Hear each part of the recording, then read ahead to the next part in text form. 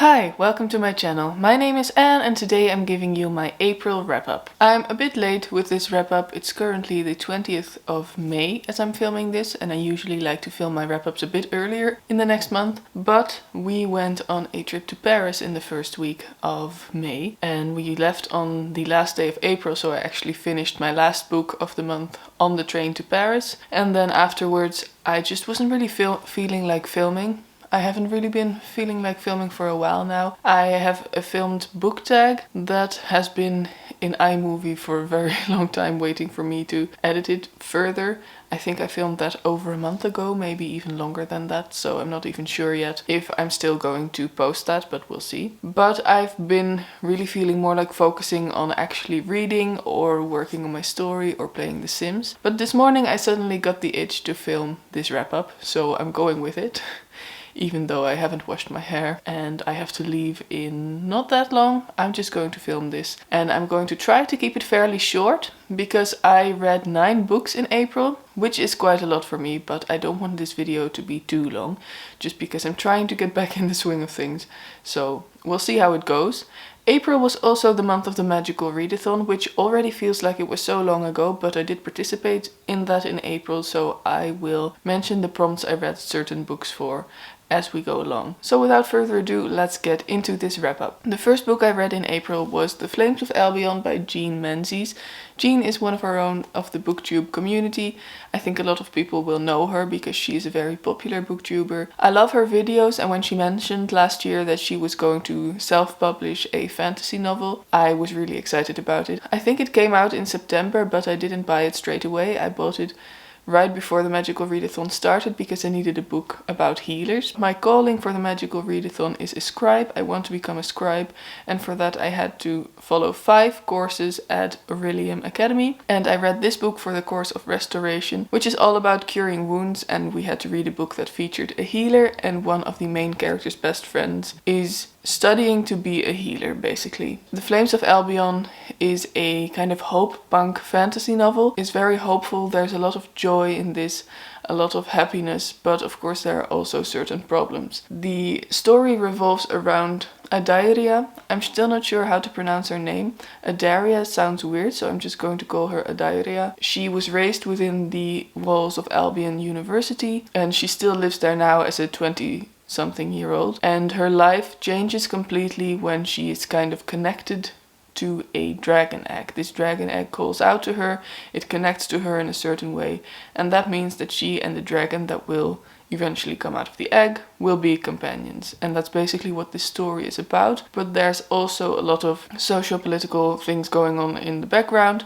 The country is kind of unstable because the harvests are very bad and people start to become restless and angry. Meanwhile, Adaria also meets Ayla, who also has a dragon companion, and they become fast friends and fall in love.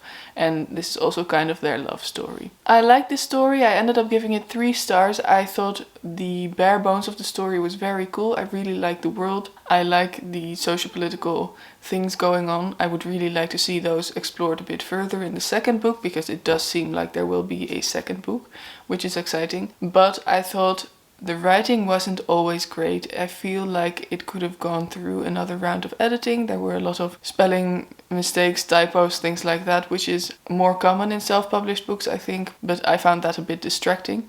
And I also think that there was a lot of telling instead of showing. There was a lot of telling what happened instead of showing us through scenes as these things happen, which is a pitfall in storytelling and in writing that I am very aware of in my writing as well. But I think that could have been done a little bit better, and I also thought the characters could have done with a little bit more developing. So yeah, I gave this 3 stars. I did enjoy it. I really felt immersed in this world. I really liked the happy vibes and the joyful things going on. I like the dragons. I think the characters will be really fun to read about again in the second book, but it did leave some things to be desired. The next 2 books I read were very small books, and these were the 2 books connected to the National Book Week here in the Netherlands. And the first one was the National Book Week gift. I explained this in my TBR video. This is a short book, a novella that's specifically written for the National Book Week.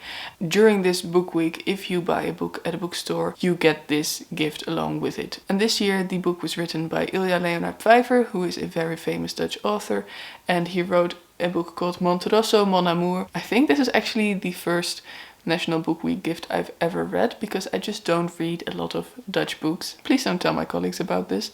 But I read this. This was the first book I read by Ilja Leonard Pfeiffer as well. I enjoyed it. I gave it 3 stars. I liked the writing, although it was a bit over the top at times for me. I liked the story, but it felt a bit difficult to fully connect to it because it was so short. I think novellas can be really well done. Becky Chambers is amazing at writing novellas, for example, but this story could have done with a bit more flesh to it, more story for me to fully care about it. And the second book connected to this book week is an essay. There's also always every year an essay that's written, and this year it was written by Marieke Lucas Reineveld, and he is another famous Dutch author. Some of his work has actually been translated into English, and his debut novel, I think, actually won the International Booker Prize, so that's cool. And he wrote the essay for this week, and it's called Het Warmtefort, which roughly translates to the fort of warmth, basically. But this was an essay, or actually a piece of non-fiction, because it wasn't really an essay, about school and how he really cared for all his teachers and how they meant a lot to him, because the theme for this book week was first love. He took that to mean as his teachers, because they really were his first love. I gave this 3 stars as well. It was a nice read. I did think it was meandering at times a lot. I think it could have done with a bit more structure, but I enjoyed it nonetheless. Next up we move on to the book I read for the inscription course for the Magical Readathon, and for this the prompt was to read an intimidating read, and for that I chose Conversations with Friends by Sally Rooney. I chose this as my intimidating read because it's been on my shelves for a long time and I keep not reading it, even though I do kind of want to, but for some reason I felt like it might be too sad or too intense, and in that sense it was intimidating to me. I ended up really enjoying it. I ended up being fully immersed in the story. I think that's what happened with normal people for me as well, but I just got so invested in these characters, even though all of them are entirely unlikable. This is a story about Frances, who is 21 years old, and she is in university in Dublin. She and her best friend Bobby who do spoken word. They perform spoken word, and they one day meet Melissa, a well-known journalist who is married to Nick, an actor, and they enter a world of beautiful houses, raucous dinner parties, and holidays in Brittany. And Frances kind of develops a thing for Nick, and Bobby, her best friend, seems to kind of develop a thing for Melissa, and it's about these interpersonal relationships. It's about Frances and how she deals with the world and how she struggles being a human in this world. It was very similar to Normal People. Some scenes seem to just be taken from this book because this was her debut novel, but some scenes just seem to be taken from this book and just being planted in Normal People again, which is a choice. I did really enjoy both of these books. I think Sally Rooney's writing is amazing. It is to the point, matter of fact, but somehow it completely draws you in. I really enjoyed that. It's a very white girl millennial story, which can be seen as a criticism, but I am a white girl millennial, so I could sort of relate at some points. At some points I didn't, because like I said, these are all very unlikable people, and I'd like to think of myself as somewhat likable and a bit more kind than the people in this story. But it was interesting to read about, and I ended up giving this 4.5 out of 5 stars. Next up, I read a book for the course Lore, and for that we needed to read a book with myths or mythology in it. And I decided to read Medusa by Jessie Burton, which is a young adult retelling of the Medusa story. It's a kind of a feminist retelling, and it's full of these beautiful illustrations. Let me just find one. There are full color 2-page illustrations, and it's just, where are they? Yes. Well, here are some small illustrations. Here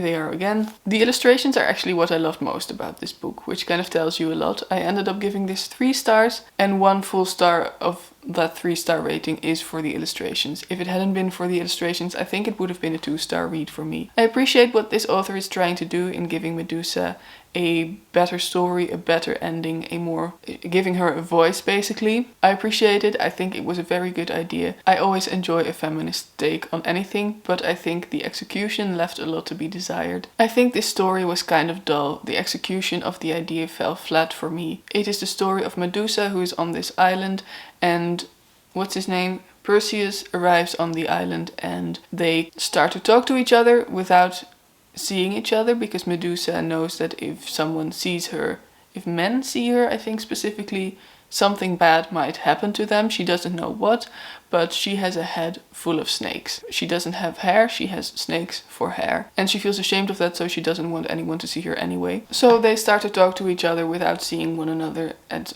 different sides of a cave wall, and they tell each other their stories. Mostly Perseus tells his story to Medusa, because Medusa doesn't want to tell anything about herself. Because of the way this is set up, it's kind of a boring story. It's kind of static, flat, not dynamic, because there's just two people talking to each other, and in some cases that can work, but in this case it didn't really work, I think. The characters also felt very underdeveloped.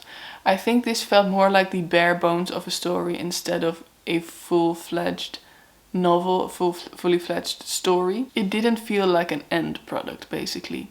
It felt like the idea for a story. And I also didn't vibe with the writing. Some of it was very lush and over the top in a way that didn't really vibe with me. So although I appreciate giving Medusa a new ending, which I actually thought was quite empowering, the ending was my favorite part of the story, I didn't really enjoy my reading experience of this, apart from the illustrations. Next up, we've got the book I read for the course of spells and incantations, and the prompt for that was to read a collection of essays or short stories, and I read my favorite book of the month, and I think it's one of my favorite books of the year so far, and it is The Anthropocene, reviewed by John Green. I don't know why it took me so long to pick this up. I bought this in January. I think it was released about a year ago. I'm not entirely sure. But I wasn't really hyped for this book, because even though I love John Green's writing and I love John Green's mind, the way his mind works, I somehow didn't think that this would be my cup of tea. But having read it now, I can safely say that it is exactly my cup of tea. I gave it 5 stars. I didn't even think 2 seconds about it. This was a full 5-star read for me. This is a collection of reviews of the Anthropocene. Things humans have created, things humans have influenced, things of nature, but the way that humans experience them. So it all has to do with humans and humanity, and he gives a very interesting spin to every review. It's very thoughtful. It's very optimistic about the human experience. Even though he doesn't shy away from hard topics and from negative things, it's mostly optimistic in nature. There are reviews for a lot of things. I think 30 or 40 reviews of things varying from Mario Kart to sunsets to, I think, laryngitis. And this was a fully enjoyable experience for me. I loved reading this. I'm always a bit intimidated reading non-fiction, so I was a bit intimidated before going into this, but then I saw how short the chapters were, which was a plus for me, and then I started reading and I just fully sank into John Green's mind, John Green's writing, and I loved it. Next up, I read a book for the course Elemental Studies, and the prompt for this was to read a book under 100 pages, and for this I read a short story, and it was Galatia by Madeline Miller. Galatia is a figure from Greek mythology, as we're used to from Madeline Miller by now. She is a sculpture created by a marble sculptor, and he brings her to life and she becomes his wife. And this short story is told through the eyes of Galatia. It's not a very happy story. She's basically been confined to one room by her husband, and he comes in there to have sex with her, and that's basically it. It was quite difficult to read in that sense, but mostly I just couldn't fully connect to the story because it's so short. It's only about 56 pages, I think. I did like the writing style, but it wasn't as vibrant and as amazing as the writing style in Madeline Miller's novels, The Song of Achilles and Circe, which I both loved. It felt a bit dialed down in this, which is maybe understandable for a short story, but it was a bit of a letdown for me. I did still enjoy it. I think I gave it 3 stars, but it wasn't very memorable, and I've kind of forgotten about it already. I am very much looking forward to the novel she's currently working on, which I think is about Persephone. Then I read one more physical book in April, which is a book that had been on my shelves for quite some time, and it is The Language of Thorns by Leigh Bardugo. This is a collection of short stories, a collection of midnight tales and dangerous magic. These are stories that are basically bedtime stories and children's stories for the characters in the Grisha world by Leigh Bardugo, so they are fiction from that fictional world. I don't feel like I'm explaining that correctly. I hope that makes sense. But I wasn't really expecting too much from this. It kind of felt like some extra content created just for the sake of extra content for this very popular world, for this very popular author. But I actually ended up really enjoying these. I gave this 4 stars. They are 6 different stories. They are all from different parts of the Grisha world. If you're familiar with the Grisha world, you'll know the very famous map. So we've got stories from Kurj, we've got stories from Ravka and Fjerda and Novye Zem, and I don't think there are actually stories from Shuhan, but I'm not entirely sure. And like I said, I really love these stories. They are meant to be folk tales within this world, so they are meant to be kind of traditional, but they felt both traditional and subversive at the same time. They are original while also being familiar, which I thought was such a good combination.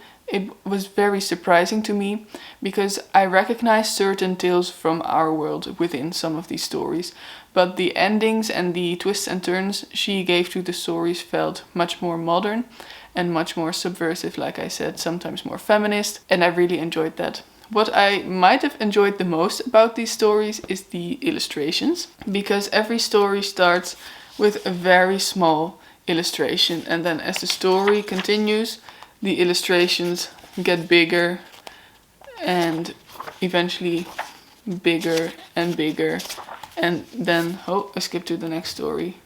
They end in a full panel of an illustration, and this added so much to the story. I didn't know illustrations could add this much to the story, because the illustrations are also fully connected to the story. They portray things happening in the story, and it added so much to the reading experience. I think I would have really loved these stories without the illustrations, but the illustrations made them that much more enjoyable and that much more exciting, and I thought that was so well done.